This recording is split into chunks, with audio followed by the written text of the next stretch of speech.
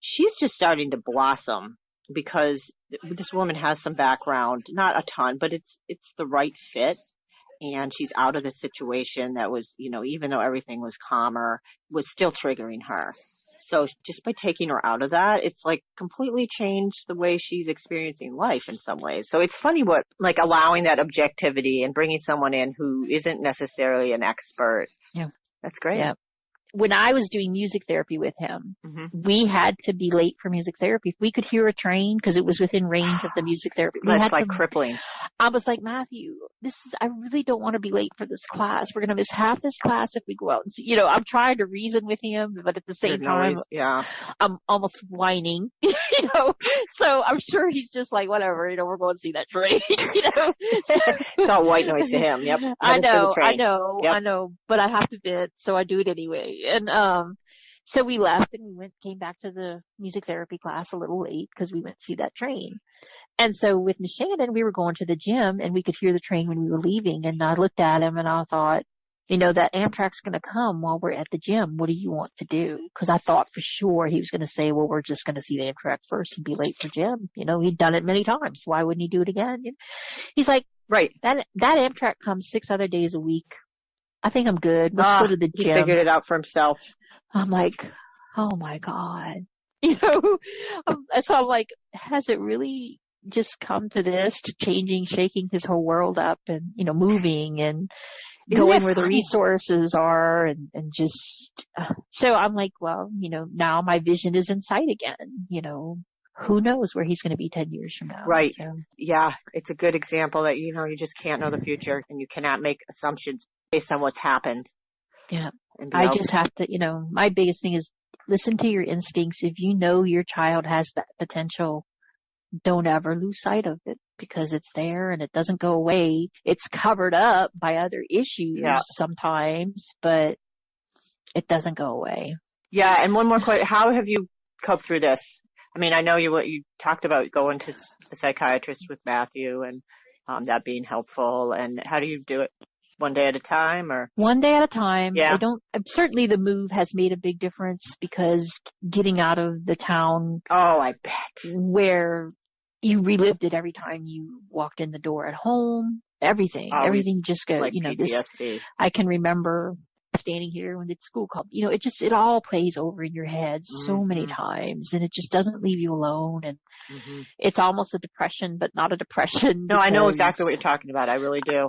I just, I mean, my doctor, I've developed a hypothyroidism and everything else, I'm sure. And now blood pressure. So of course, going out and exercising is on my agenda again. So yeah, well, I think things have to. It's all a personal motivation. When you're ready, you're ready. And yes, absolutely. So the move has motivated me. Work is a wonderful thing for me to be able to work from home and not worry about Matthew so much. Like if I was away at work, I would just be waiting for the phone to ring. Right. Tell me. I started a job too, and I turned down a job where I had to go to an office and stuff because I knew it was going to be too mentally stressful. I had to be able to have some flexibility because the phone does ring. Yeah. And the job is challenging at times, certainly, and customer service can be, but it's a different focus and I feel useful again. I feel like I'm contributing to the household again. And so that it helps improve one's feeling about life and mood. Yeah. It is. It's funny. It's like, it's not just one piece. It's like all these pieces, you can't just label something as, oh, well, he or she's depressed. Well, what's going on, Yeah.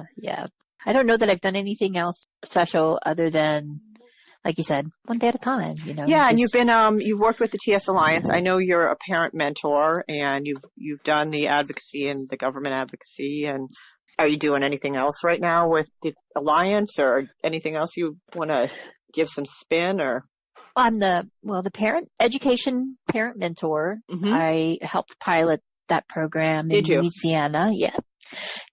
And that's pretty involved because I was going to do that. And then I was like, Dina said, I said, how much time does it require? And she told me, I'm like, no, that is just way too much for me right now.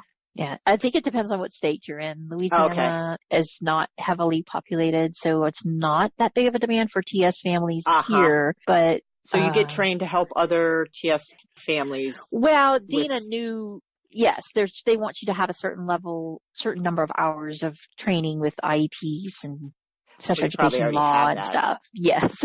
I was just going to say, you could probably teach them. Yeah. Yeah. I had attended one of the local universities offered a special education law where, the law students got credit for taking the class and the lawyers got continuing education credit for taking it. So I took the class and attended the seminar, and I do countless hours of webinars. I still do them. Do you? I'm just continually learning always. And you wanted to hear that. I tried to get a podcast with this woman that does A Day in Our Shoes.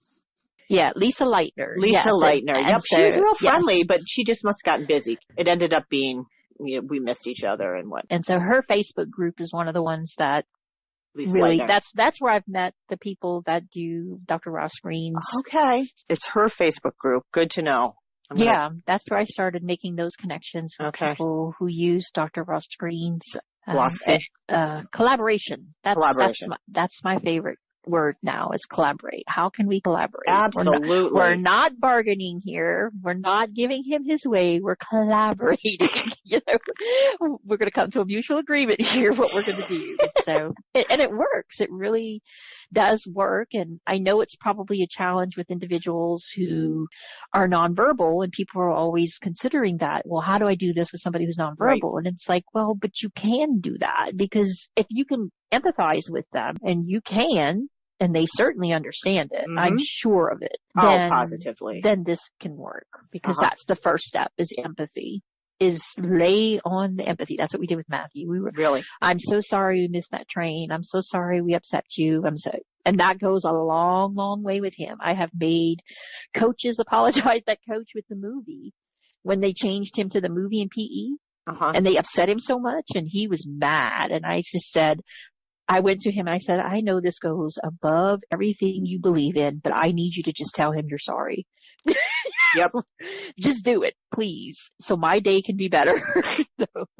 And he did. He went and shook his hand, and Matthew, I'm really sorry. And Matthew just melted. Wow. After that, it was just like the light switch. Moment. Yep. So I'm like, you just don't realize how far empathy can reach with a person. All they wanted you to do is acknowledge their distress, and that can go so far. Yeah. Instead of button heads and like, what's wrong with you? Right. Just, what can I do to help you? Yeah. I'm sorry. So. Wow. It's a moving story you have, just from beginning to end, where you've been. And yeah, we've definitely come full circle, and he's happy, and you can't ask for more than that. Yeah, you really can't. And thriving, and he loves to go to all these programs, and bowling. And hopeful. Bowling and you don't know the future, so you kind of just really, like with my son, I don't know, because he's made such strides in the last few years since his behavior's been much better, that I don't know what he's capable of. He's just starting to take off. So, yeah. Yeah. Dr. I can't think of her name. The neuropsych in Houston, and our private neuropsychologist, when they evaluated him, everybody in the neuropsych in Houston had him at his worst, in the middle of all those behaviors. He were part of one of the studies with autism and intellectual disabilities and TS. Oh, okay. And so we were doing MRIs and cognitive testing and everything. We were doing that at the TS clinic in Houston. Okay. And so all of them that did his evaluations, they were just like, he's got a brain that can learn. So we are not raising this human being to be a person to push a broom. He is capable of more. Mm-hmm. I don't know how you're going to get that out of him, but he's capable of more. You're like, crap. Yeah. Because you know that you're the one that's going to be like figuring it out. Yeah. Yeah. But and oddly enough, he can't use a broom. So they have found it funny that they use that analogy, because he can't. This cross body motion where two hands have to come together in the midline. And then maybe it's a dysgraphia thing. He the broom is just the most uncoordinated thing I've ever seen anybody do. He can easily mow the grass and haul sticks and stuff like that, but sweep with a broom? No. It's got to be some like little glitchy thing that. Yeah. So that's something that we'll work on with his direct support worker, because I'm willing to bet she's going to get better results than I did. So, isn't that a relief in some ways? Yes. Yeah. She's an inspiration for him. It's very interesting to see how much he's progressed in this short time and the short hours, but now we get her for double the time now. The waiver will start paying her. Oh, that's great. Today. So and so she has her own ideas and what she wants to do with him. In fact, she got all of us out. We have an international festival here, Festival International de Louisiana, and all these bands and musical performances and performers come from all over the world to this festival, and we've never gone because that was just too overwhelming. Oh, I know. I want to go there for an hour and I'm going to have to leave to go see a train, and, that my mind just goes through the whole thing, and I'm like, cut your losses. We'll stay home. Yep. Oh, yeah. So she got us all, she's like, I want to take him. And I'm like, by all means, go for it. I think you can handle it. You're close to the train. You can walk over there with him. And so we all went. First time ever. We went to the festival and we got to see, they had hula dancers, and not the grass skirt kind of hula dancers, the traditional slow, the ones that actually tell a story with their hands. And he was just absolutely mesmerized by it. He loved those hula dancers, and I was like, I did not expect that. I wanted to see the hula dancers. I didn't think he was going to be so into it. Then they had a bagpipes band, which was really loud and obnoxious. He didn't care for that too much. So, by all means, she's changed all of our worlds, as far as I'm concerned. Opened the doors. My husband and I get to go out and eat twice a month now. Oh, I love it. I love it. And that's so needed. Yeah. And we haven't done that in a long time because we can't leave Matthew. We don't know if he's going to leave. And if he does leave, what frame of mind did he leave in, Oh, I know. I was in D.C. walking around the Senator, and I got this text that I forget what it was, but there was like something that I was afraid that if the connection wasn't made, there was going to be, some fallout because he wasn't prepared for it. Nobody had told him that this was going to happen. And oh my goodness. Yeah. So I was like a stress case, but it all worked out. But I know exactly what you mean. You're like anticipating that fallout. She's definitely, she's given us a lot of freedoms that we haven't had in a long, long, long time. So every Easter, we used to go to my brother's in-laws pond and fish and hang out with that family for Easter. And we hadn't been out there.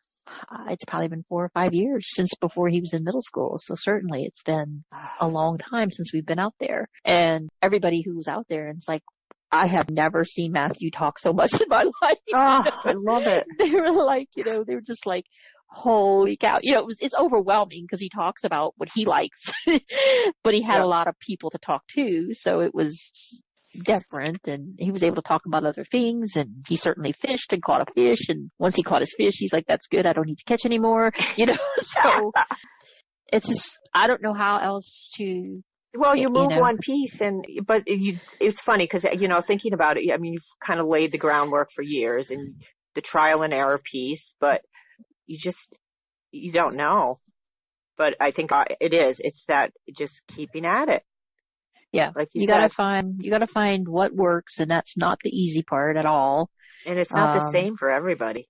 No, really I don't know. Or what everybody has available, because that's another problem that I hear. People don't know how to access resources, or their state doesn't have this. So it's the more that people share, maybe their state has it. They just don't know about it till they hear it. Yeah, our Human Services, which used to be the Disability Council, just gave funding for him for his rapamycin cream, $329. Oh, beautiful. For 3 months supply. And we haven't been able to do that for a few years. How did you get that? I went to my service coordinator for the waiver and said, this is what I want. And can you get it for us? And so they said, sure, get us a prescription from the doctor and a quote from the pharmacy and we'll submit it. Okay. Okay. And so they did. We had actually been approved with them for funding for the World Conference. People don't know. You guys just have to reach out. If you want to go to one of the World Conferences, reach out to your Human Services Authority for the funding. because it's there for parent education. Uh-huh. And so people just don't know what to ask for. Yeah. Parent education funding is there. Education. Yeah. Okay. They had approved him they're going to pay for him to go to camp. They were going to pay for his one-on-one, and they were going to pay for all of our registration fees for the World Conference. I was taking everybody. I was going to take the whole family because I'm like, this is